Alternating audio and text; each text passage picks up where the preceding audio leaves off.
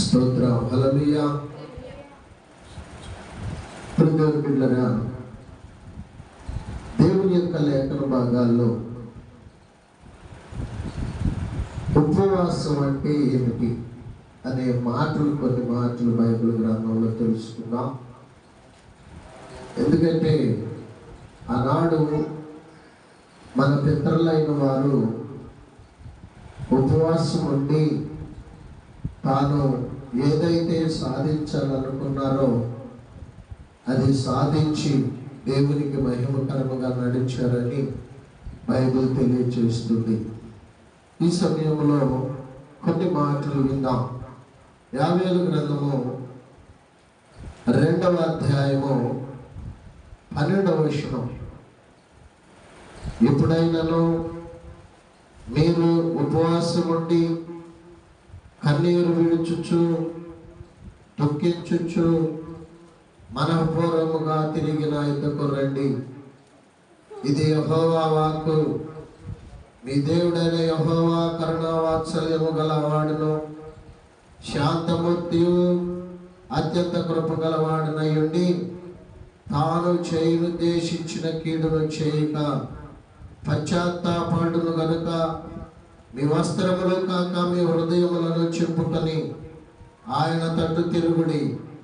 ఒకవేళ ఆయన మనసు త్రిప్పుకొని పశ్చాత్తాపడి మీ దేవుడైన యెహోవా నాకు తగిన నైవేద్యము యెహోవాకు తగిన నైవేద్యము పానార్పణమును నీకు దీవెనగా అనుగ్రహించును. అనుగ్రహింపడని ఎవడు చెప్పగలడు? చాలండి దేవుని పిల్లరా. దేవుడు ఇక్కడ దేవుని పిల్లరా మాట్లాడుతున్న మాట, ఇశ్రాయేలీయులతో చెబుతున్న మాట ఏమిటంటే, యావేలు ప్రవక్త ఆయన చెబుతున్నాడు, ఎప్పుడైనాను మీరు ఉపవాసం ఉండి కన్నీరు విడుచుచు దుఃఖించుచు మనోపూర్వకముగా తిరిగి నా యొద్దకు రండి. దేవుని సన్నిధిలో గమనించండి ప్రియమైన పిల్లగా, ఎందుకు ఉపవాసం ఉండాలి అని మనం ఇక్కడ కొద్దిగా ఆలోచన చేస్తే, ఉపవాసం ఉండి ఎవరైతే కన్నీరు విడుస్తూ ప్రార్థన చేస్తారో వారి ప్రతి ఆలోచన సఫలపరచడానికి దేవుడు తన వంతు తాను చేస్తాడని బైబిల్ తెలియజేస్తుంది. కాబట్టి ఇది యెహోవా వాక్కు అంటాడు. అక్కడ యావేలు ప్రవక్త అంటాడు, ప్రియమైన పిల్లరా, ఇది యెహోవా వాక్కు. ఏంటి యెహోవా వాక్కు? మీ దేవుడైన యెహోవా కరుణావాత్సల్యము గలవాడు. ఏంటండి? మన దేవుడు కరుణావాత్సల్యం గలవాడు.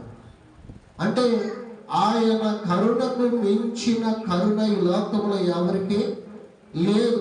అంత కరుణాహృదయుడు అన్నమాట. కాబట్టి నీవు ఉపవాసం ఉండి, నీవు పట్టున కట్టుకొని ఉపవాసం ఉండి ఎప్పుడైతే నువ్వు ప్రార్థన చేస్తావో, ఎప్పుడైతే దేవునికి మహిమకరంగా కన్నీరు కారుస్తావో, అక్కడ అంటాడు కదా, కీర్తనకారుడు అంటాడు కదా, కన్నీటితో విత్తువాడు సంతోషగానములతో పంట.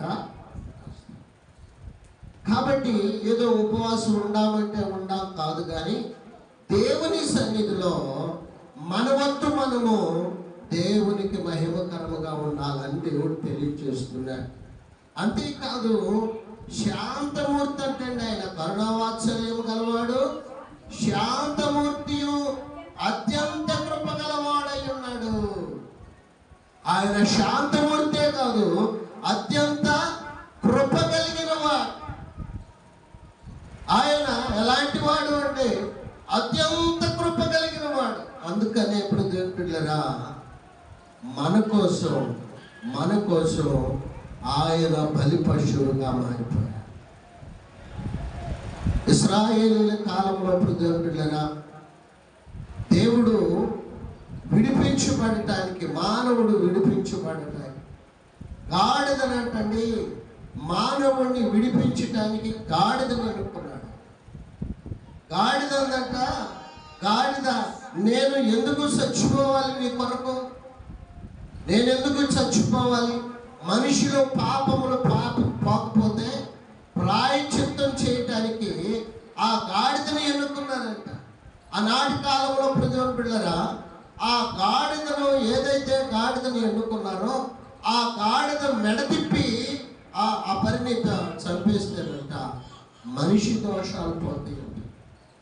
దేవుని సన్నిధిలో ప్రజలు పిల్లరా ఒకవేళ ఆ గాడిద మొర్ర పెట్టిందో లేకపోతే ఎలా జరిగిందో తెలియదు, కానీ ఇదిగో గాడిద కాదు, మీకోసం గొర్రె పిల్లని వధించాలి.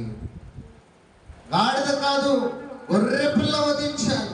అయితే ఆ గొర్రె పిల్ల క్రీస్తై మార్చబడ్డాడు. దేవునికి స్తోత్రం. హల్లెలూయా, హల్లెలూయా. మనిషిని రక్షించడం కోసం, మనిషి పాపాలు తొలగించడం కోసం ఆయనే గొర్రె పిల్లగా వధించబడ్డాడు. దేవునికి స్తోత్రం. అందుకని ఆయన కృప కలిగిన వాడు. ఎంత కృప కలిగిన వాడంటే ప్రజలు పిల్లరా ప్రాణం ఇచ్చే అంత కృప కలిగిన వాడు, తన ప్రాణాన్ని అర్పించగలిగిన కృప కలిగిన దేవుడు. ఆ దేవుడు శాంతమూర్తి. అయితే ఆయన అక్కడ అంటాడు ప్రజలు పిల్లరా కృప గలవాడై ఉండి తాను ఉద్దేశించిన కీడును చేయక పశ్చాత్తాపడును. ఎందుకు పశ్చాత్తాపడతాడు? నువ్వు ఉపవాసం ఉండి కన్నీరు కారుస్తూ దేవుని సన్నిధిలో నీ పాపములను నీ అవిధేయతలను ఒప్పుకున్నప్పుడు ఆయన కృప కలిగిన వాడు, శాంతమూర్తి, కరుణా సంపన్నుడు కనుక ఆయన మనసు త్రిప్పుకొనును. కాబట్టి ప్రియమైన దేవుని బిడ్డలారా పశ్చాత్తాపడును కనుక మీ వస్త్రములను కాక ఏం చింపుకోవాలండి? మీ హృదయములను చింపుకోవాలి. అంటే హృదయము ప్రియమైన బిడ్డలారా దుఃఖ హృదయముతో ప్రార్థన చేసేదానిగా ఉండాలి. దుఃఖ హృదయముతో ప్రార్థన చేసేవారిగా ఉండాలి. ఎవరైతే అలాగూ ప్రార్థన చేస్తారో వారి ప్రార్థన ఆలకించి కార్యములు జరిగించడానికి ఆయన సిద్ధంగా ఉన్నాడు. హల్లెలూయా, హల్లెలూయా, హల్లెలూయా. మీ వస్త్రములను కాక హృదయములను చింపుకొని ఆయన తట్టు తిరుగుడి. ఖచ్చితంగా మీరు ఎప్పుడైతే మీ హృదయ వేదన ఆయన సన్నిధిలో కారుస్తూ ఉంటారో, ఏడుస్తూ ఉంటారు, అంగలారుస్తూ ఉంటారు, ఖచ్చితంగా ఆయన మనసులో త్రిప్పుకోవడానికి సిద్ధంగా ఉన్నాడు. కాబట్టి ఒకవేళ ఆయన మనసు త్రిప్పుకొని పశ్చాత్తాపడి మీ దేవుడైన యెహోవాకు తగిన నైవేద్యమును ప్రాణార్పణముగా మీకు దీవెనగా అనుగ్రహించును. అనుగ్రహింపడని ఎవడు చెప్పగలడు? ఎవడు చెప్పగలడు? ఎందుకు చెప్పగలడు అంటే ప్రజలు బిడ్డలు ఇక్కడ అంటున్నాడు ఆయన శాంతమూర్తి, ఆయన కరుణా సంపన్నుడు, ఆయన కృప కలిగిన దేవుడు కనుక నీ ప్రార్థన ఆలకించి, నీ గోడును ఆలకించి, నీ కుటుంబానికి ఏదైతే అవసరమో, నీ బిడ్డలకు ఏదైతే అవసరమో అది ఇవ్వటానికి ఆయన సిద్ధంగా ఉన్నాడు. అంతేకాదు ప్రజలు బిడ్డలారా ఇంకొక మాట చదువుతున్నాం చూడండి. దేవుని యొక్క సన్నిధిలో ఆ యెషయా గ్రంథము 58వ అధ్యాయం, యెషయా గ్రంథము 58వ అధ్యాయము 58వ అధ్యాయం 6వ వచనం. దుర్మార్గులు కట్టిన కట్టలు విప్పుటయు కాడిమాను మేకులు తీయటయు బాధింపబడిన వారిని విడిపించుటయు ప్రతి కాడిని విరగగొట్టుటయు నేనేర్పరచుకొనిన ఉపవాసము కదా. దేవుడు ఏర్పాటు చేసుకున్న ఉపవాసం ఏమిటి అంటే ప్రజలు బిడ్డలు ఇక్కడ అంటాడు దుర్మార్గుల కట్టిన కట్లను విప్పుట. దుర్మార్గులు ఈ లోకంలో ప్రజలు బిడ్డరా దుర్మార్గులు ఎవరు అంటే సాతాను అనుచరులు. మనుషులందరూ దేవుడంటే ఇష్టం, దేవునికి ఈ లోకంలో ఉన్న జనులందరి మీద అమితమైన ప్రేమ. దుర్మార్గులు ఎవరు అంటే సాతాను వాడి అనుచరులు. కాబట్టి అక్కడ అంటాడు దుర్మార్గులు కట్టిన కట్లను విప్పుటయు కాడిమాను మేకులు తీయుటయు బాధింపబడిన వారిని విడిపించుటయు ప్రతి కాడిని విరగొట్టుటయు నేను ఏర్పరచుకొనిన ఉపవాసము కదా. ఆయనకు నచ్చిన ఉపవాసం. నువ్వు ఉపవాసం ఉంటున్నావు అంటే దేవుని బిడ్డలారా, నువ్వేం చేయాలో తెలుసా? దుర్మార్గులు కట్టిన కట్లను ఏం చేయాలి? విప్పేసేయాలి. అంతేకాదు దేవుని బిడ్డలారా, ఆ కాడిమాను మేకులు ఏం చేయాలి?